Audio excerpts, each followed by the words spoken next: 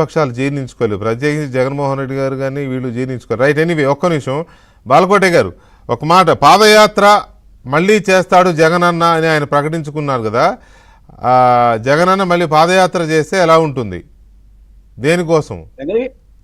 వెంకటకృష్ణ గారు ఈ మధ్య కొత్త మాట ఒకటి విన్నారా మీరు? మన డిఎస్సి ఉపాధ్యాయులు విజయవాడలో పెద్ద ఎత్తున ర్యాలీ తీసి జగన్మోహన్ రెడ్డి గారు ఒక నామకరణం చేశారు. అదేమిటంటే కారుణ్య నియామకపు ముఖ్యమంత్రిగా పనిచేశారు అని. సాధారణంగా ఏంటంటే తండ్రి చనిపోతే ఉద్యోగం చేస్తూ బిడ్డకో కూతురుకో కొడుకో ఉద్యోగం ఇస్తారు నో అబ్జెక్షన్ సర్టిఫికెట్తో. అలాగనే షర్మిలారెడ్డి గారు నో అబ్జెక్షన్ సర్టిఫికెట్ ఇస్తే రాజశేఖర రెడ్డి గారు తనంతరం కారుణ్య నియామక ముఖ్యమంత్రిగా పనిచేశారు. అది ఆయన యొక్క పరిస్థితి. ప్రజలు ఆయనకి కారుణ్య నియామకం ఇచ్చారా? కారుణ్య నియామక ముఖ్యమంత్రి గారు మా నాన్నగారు చనిపోయారు, నేను రాజ్యం తెస్తాను, రాజశేఖర రెడ్డి గారి బిడ్డని నన్ను దీవించండి, ఛాన్స్ ఇవ్వండి అని చెప్పి అడిగితేనే కదా ఇచ్చింది. ఏం చెప్తారు పాదయాత్ర చేసి? కాదండి, ఆయన దక్షత చూపించాడా, పరిపాలన విజ్ఞత చూపించాడా, ఏదో అనుభవం చూపించాడా, ఆయన ముఖ్యమంత్రిగా పనిచేశాడా, లేకపోతే హోం మంత్రిగా పనిచేశాడు, ఏం చేశాడు చెప్పండి? వేడుకుంటే శరణ కోరితే కారుణ్య నియామకపు ముఖ్యమంత్రి పదవి ఇవ్వమని చెప్పేసి ముగ్గురు కలిసి చేతులు జోడిస్తే ఇచ్చిన పదవి అది. అలాగనే వచ్చాడు. మీరు ఇప్పుడు అడుగుతున్నారు ఆయన పాదయాత్ర చేసినా పొర్లు దండాలు పెట్టినా ఈ రోజున ఆంధ్రప్రదేశ్లో ప్రజలు కూడా అప్రమత్తంగా ఉండాలి. కాలం పెరిగింది, ఏమోలే పాపం బిడ్డ వచ్చాడు కదా మళ్ళీ నడుచుకుంటూ అని కరిగిపోతారేమో మనుషులు.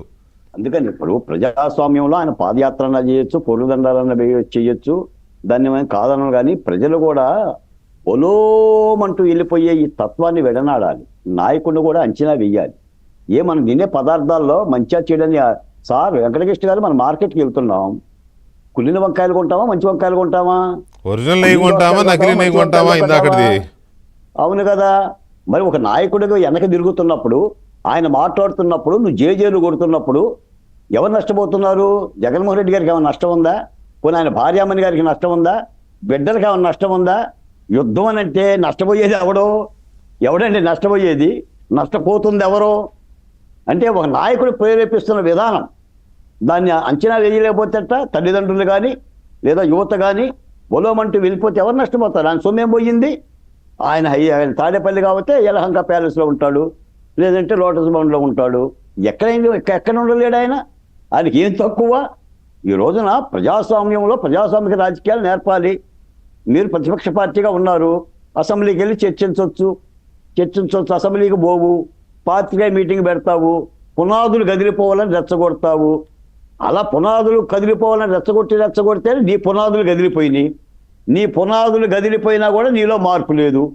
అసలు ఇప్పటి వరకు జగన్మోహన్ రెడ్డి గారు ఎందుకు ఓడిపోయాడో కూడా ఆయన ప్రజలకు చెప్పిన దాఖలాలు లేవు.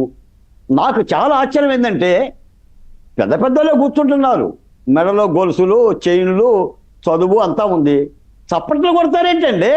బైక్తో ఢీ కొట్టిందంటే ఓ ప్రాణం పోతే, ఓ బీసీది ప్రాణం పోతే చప్పట్లు కొడతారేంటండి?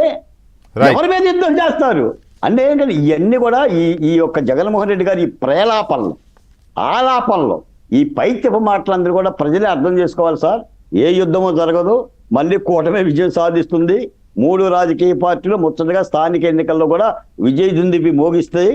ఈ దెబ్బతో జగన్మోహన్ రెడ్డి గారు మరింత